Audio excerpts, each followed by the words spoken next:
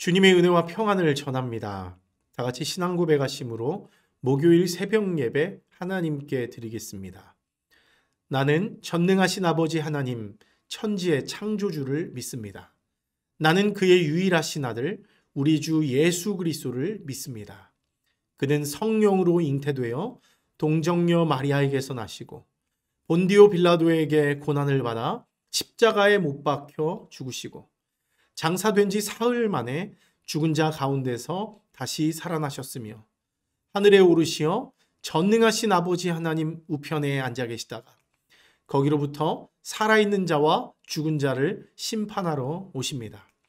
나는 성령을 믿으며 거룩한 공교회와 성도의 교제와 죄를 용서받는 것과 몸의 부활과 영생을 믿습니다.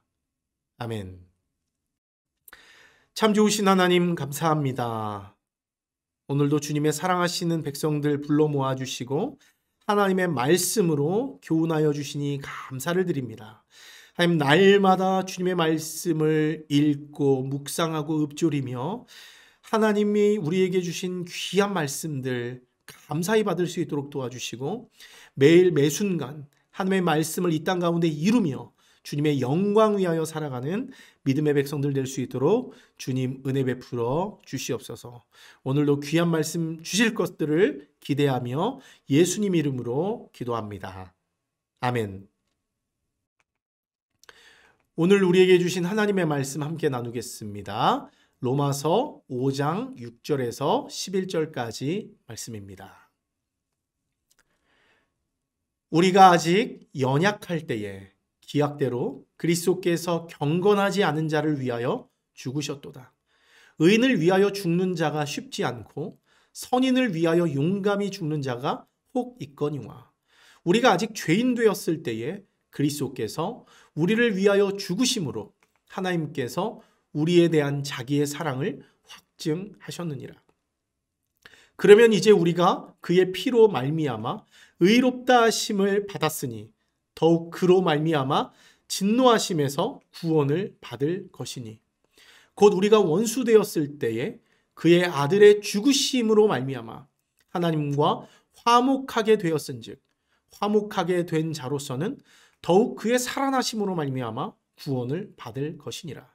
그뿐 아니라 이제 우리로 화목하게 하신 우리 주 예수 그리스도로 말미암아 하나님 안에서 또한 즐거워하느니라. 아멘. 할렐루야. 예배 가운데 나오신 여러분 모두를 환영하고 축복합니다. 오늘 이 아침에도 주님 주시는 귀한 말씀으로 또 승리하고 그 주님 뜻대로 살아갈 수 있는 여러분 모두가 될 수 있기를 바랍니다. 하나님 말씀 나누겠습니다. 구약 성경의 사무엘하 23장을 보면요, 다윗이 블레셋 군대와 전투하는 그런 장면이 나오고 있는데요, 여기를 보면 다윗은 산성에 있었고 블레셋 사람들의 요새는 베들레헴에 있었다 이렇게 말하고 있습니다. 근데 갑자기 그 전쟁의 상황 속에서 다윗이 그 고향 베들레헴이 그리운 것이죠. 특별히 성문 곁에서 길어 먹었던 그 우물물이 생각났던 모양입니다. 그래서 아마도 혼잣말로 이 그 성문 곁에 있던 그 베들레헴 성문 곁에 있던 그 우물물을 누가 내게 마시게 할 수 있을까? 아마도 그 고향을 생각하면서 그런 혼잣말을 중얼거렸을 것 같습니다. 그랬더니 어떤 일이 일어납니까? 다윗의 용사들 중에서 3명이 다윗의 그 말을 듣는 즉시 블레셋 사람들의 진영을 돌파해 나가게 된 것이죠.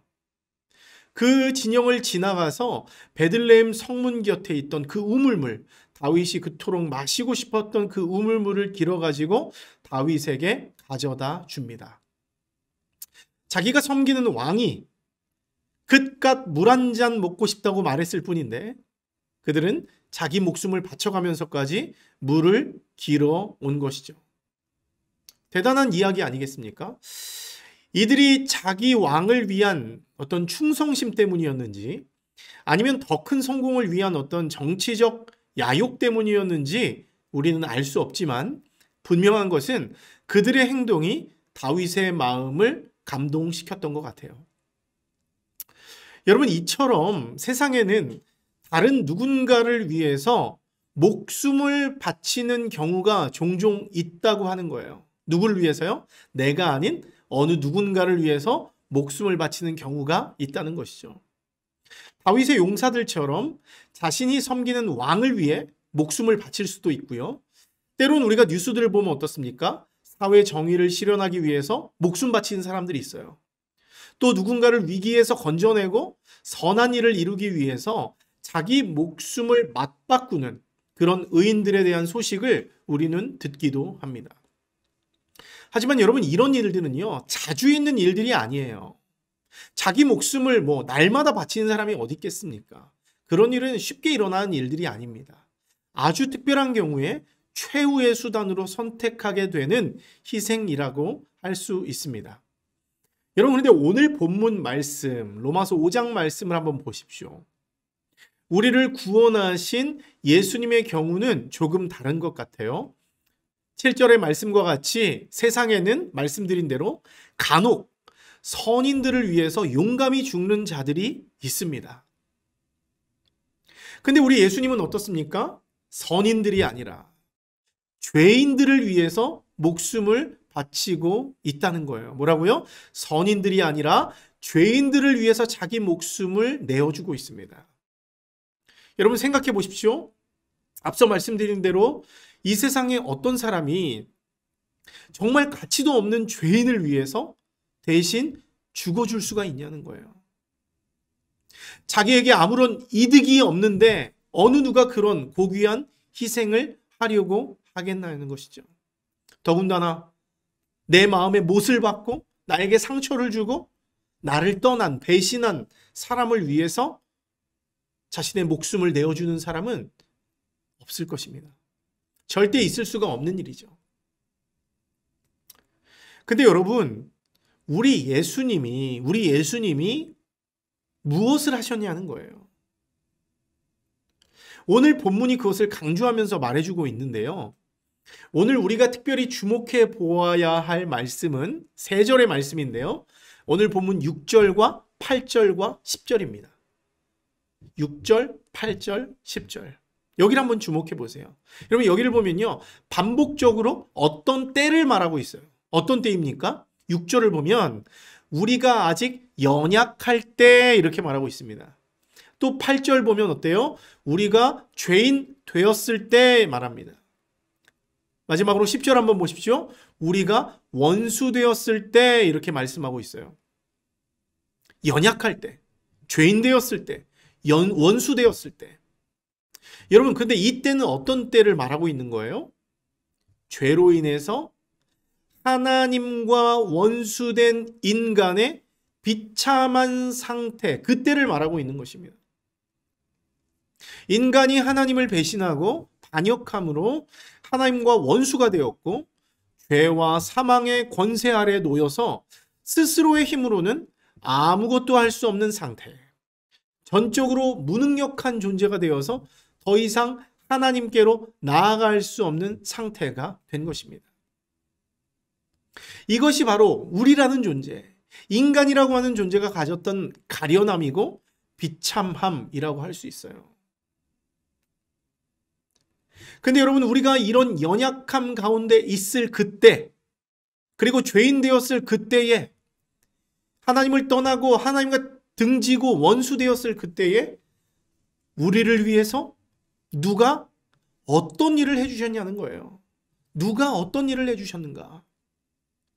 다시 6절과 8절과 10절 말씀 보십시오. 6절에 보면 우리가 아직 연약할 때에 누가요? 그리스도께서 뭘요? 경건하지 않은 자를 위해서 죽으셨다. 이렇게 말하고 있습니다. 연약할 때 그리스도께서 경건하지 않은 자를 위해서 죽으셨다. 또 8절 말씀 보십시오. 뭐라고 말합니까? 우리가 아직 죄인 되었을 때에 누가요? 그리스도께서 뭘요? 우리를 위해서 죽으셨단 말하고 있어요. 마지막으로 10절 말씀도 보십시오. 우리가 원수 되었을 때에 누가요? 그의 아들이요. 어떻게 해요? 죽으셨다는 거예요. 우리를 위해 죽으셨다는 거예요. 하나님의 아들 예수 그리스도께서 연약하고 죄인되고 원수된 자들을 구원하기 위해서 이 땅에 오셨고, 그들을 거룩하게 하기 위해서, 하나님의 자녀로 바치기 위해서 대속제물이 되어 주셨다는 거예요. 우리를 위해서. 이게 바로 우리 주님 예수 그리스도께서 우리를 위해서 행하신 일이에요. 근데 여러분, 그 하나님의 아들이 우리의 죄를 대신해서 죽어주신 결과가 뭐죠? 결과가 뭐예요? 또다시 10절 말씀 보면 어떻게 해요? 그의 아들의 죽으심으로 말미암아서 우리가 어떻게 해요? 하나님과 화목하게 되었다 선언합니다. 원래 우리는 원수된 자들이었으나 그 아들 예수 그리스도의 죽으심으로 말미암아서 이제는 그 대속의 은혜로 말미암아서 하나님과 화목한 자가 되었다는 거예요. 의로운 자가 되었다 선언하고 있는 것입니다. 하나님과 원수됨으로 하나님과 화목하지 못했던 우리들인데, 하나님의 아들 예수 그리스도의 그 죽음이 하나님과 우리 사이에 막힌 담을 헐어주시고 하나님께로 우리가 담대히 나아갈 수 있는 새로운 살 길을 열어주셨다는 거예요. 다시금 하나님의 자녀로서 화목을 누릴 수 있는 길을 열어주셨다는 것이죠. 결국 이것은 무엇입니까? 오늘 8절의 말씀과 같이 예수 그리스도께서, 하나님의 아들 예수 그리스도께서 우리를 위하여 죽어주심으로 말미암아서 하나님 아버지께서 우리들을 얼마나 사랑하셨는지, 그 예수 그리스도의 죽음을 통해서 그 아들을 내어주심을 통해서 확증해 주셨다는 거예요. 자기 아들을 죄인들을 위해서 죽게 하심으로 우리를 얼마나 사랑하시는지를 보여주셨다고 하는 것이죠. 그 아들의 죽음을 통해서요. 얼마나 큰 은혜입니까, 여러분? 이게 우리 예수 그리스도께서 하신 일이에요. 하나님이 예수를 통해서 하신 일입니다. 여러분, 그런데 우리가 오늘 마지막으로 주목해 봐야 할 것이 하나 더 있어요. 오늘 본문 6절을 다시 보면요, 이 하나님의 아들 예수 그리스도의 희생이 기약대로 된 것이다 말하고 있어요. 기약대로 경건하지 않은 자를 위해서 죽으셨다 이렇게 말하고 있습니다. 여러분, 여기서 말하는 기약대로라고 하는 말이 뭐예요?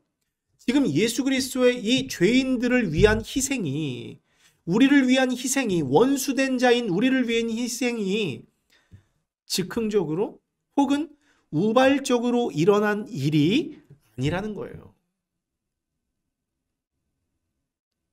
갑자기 세상의 의인처럼 막 갑자기 어떤 사람, 물에 빠져 있는 사람을 보고 우발적으로 막 들어가서 건진 것이 아니라는 것입니다.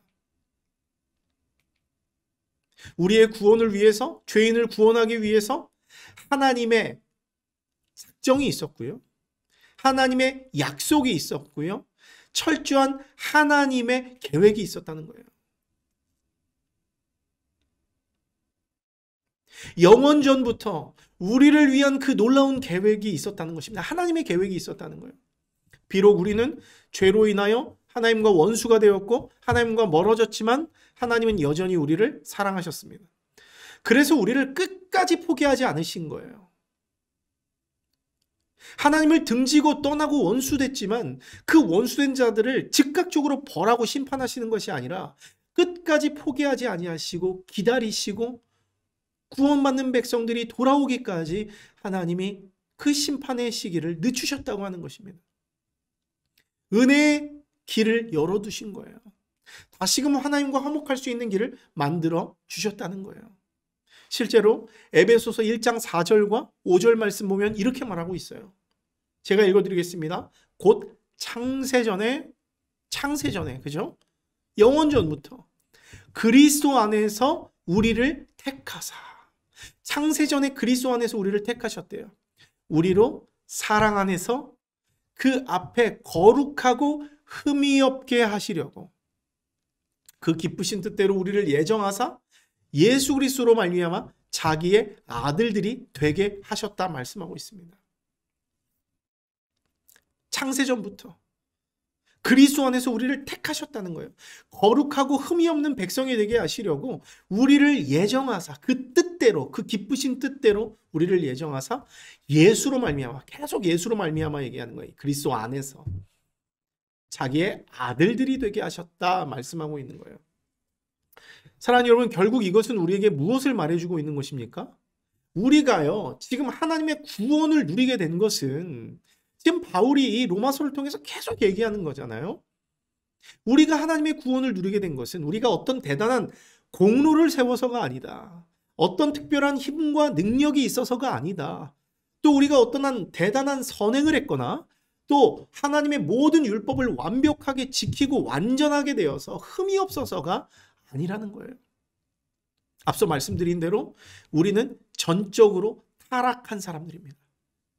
하나님과 등지고 하나님과 원수된 자들이고 죄와 사망의 권세 아래 놓여서 하나님께로 나아갈 어떠한 방법도 능력도 없는 비참한 존재들이었다고요. 그게 우리의 연약한 상태였다라는 것입니다. 그런데 그때에 우리가 죄인 되었을 때에 하나님과 원수 되었을 때에 그때에 하나님은 무조건적인 선택과 전적인 은혜로 우리를 의롭다 칭해 주시고 진노에서 건져 주셨다는 거예요. 그 철저한 구원 계획 속에서 말이죠. 그 결과 우리는 어떻게 됐다고요? 그 하나님의 놀라운 계획 안에서 다시금 하나님과 화목을 누리게 되었고요. 우리 마지막 말씀에서 보여지는 것 같이 우리로 화목하게 하신 예수 그리스도로 말미암아 하나님 안에서 또한 즐거움을 누리는 축복을 누리게 되었다는 거예요. 누구로 말미암아? 예수 그리스도로 말미암아. 사랑하는 여러분, 말씀을 마무리합니다. 여러분, 오늘 이것보다 더 큰 축복이 어디 있겠습니까? 이것보다 더 놀라운 복이 어디 있냐고요. 은혜 받을 자격이 전혀 없는 우리들, 그런 자들을 건져내시고 은혜 주시고 예수 그리스도로 말미암아 그 즐거움을 누리는 축복을 우리에게 주셨다고요. 때문에 우리는 계속 이 로마서 말씀을 묵상하면서 하나님의 말씀을 읽고 묵상하면서 우리는 이 말씀을 통해서 하나님이 우리를 얼마나 사랑하시는 분인지 우리가 깨달을 수 있어야 돼요. 하나님이 세상을 이처럼 사랑하셨다고요. 요한복음 3장 16절 말씀처럼 하나님이 세상을 이처럼 사랑하사 독생자를 주셨다고요. 우리를 구원하기 위해서 그 아들을 주셨다고요. 우리가 연약할 때, 죄인 되었을 때, 우리가 원수 되었을 때에 우리를 불쌍히 여기시고 우리를 살리기 위해서 그 독생자 예수 그리스도를 세상 가운데 보내주신 그 사건으로 말미암아서 우리는 어떻게 됩니까? 진노에서 건짐을 받게 되는 거예요. 하나님의 은혜로 그 기쁨을 누리게 되는 거예요. 때문에 예수께서 오신 그 일이 얼마나 위대한 일이고 우리를 향한 하나님의 사랑의 위대한 확증이요 증거라는 것을 알아야 하는 것이죠. 기도하기는 오늘 하루를 살아가시면서 오늘 이 로마서 5장 6절에서 11절까지 말씀을 붙드시면서 하나님이 우리를 사랑하시는 것이 이렇게 놀랍고 대단한 것이구나.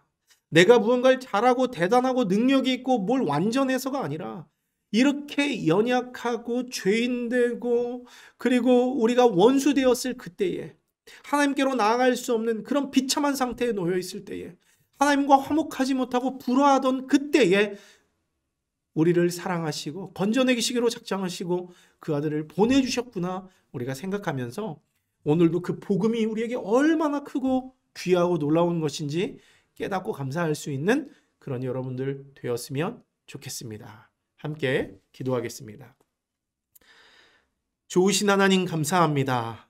오늘도 로마서 5장 6절에서 11절까지 말씀을 통해서 하나님께서 우리를 얼마나 사랑하셨는지 아들 예수 그리스도를 이 땅 가운데 우리들에게 보내주신 것이 얼마나 위대하고 놀라운 사건인지 깨닫게 해주시고 알게 해주셔서 감사합니다. 주께서 우리를 구원하신 것은 우리가 무언가 대단하고 잘나고 완전해서가 아니라 우리가 연약할 때, 죄인 되었을 때, 그리고 우리가 원수 되었을 때에 그때에도 우리를 사랑하셔서 우리를 구원하시기로 작정하시고 그 아들을 보내주기로 약속하시고 약속대로 보내주셔서 우리를 살리시고 우리를 진노에서 건져내시고 우리를 예수 그리스도로 말미암아 하나님의 즐거움을 누리게 하시는 그런 은혜 주셨다는 것을 우리가 분명하게 알았사오니 오늘 이 말씀을 통해서 우리가 감사할 수 있도록 도와주시고 오늘 하루도 이 귀한 말씀 반복적으로 읊조리고 묵상하고 암송하고 하면서 하나님의 그 놀라운 사랑, 우리를 향한 그 사랑을 확증해 주시고 나타내 보여주신 그 십자가 사랑을 깊이 묵상하면서 그 복음에 감사하면서 그 복음을 세상 가운데 전할 수 있는 우리들 될 수 있도록 주님 은혜 베풀어 주시옵소서. 감사드리며 예수님 이름으로 기도합니다. 아멘. 하늘에 계신 우리 아버지, 아버지의 이름을 거룩하게 하시며 아버지의 나라가 오게 하시며 아버지의 뜻이 하늘에서와 같이 땅에서도 이루어지게 하소서. 오늘 우리에게 일용할 양식을 주시고 우리가 우리에게 잘못한 사람을 용서하여 준 것 같이 우리 죄를 용서하여 주시고 우리를 시험에 빠지지 않게 하시고 악에서 구하소서. 나라와 권능과 영광이 영원히 아버지의 것입니다. 아멘.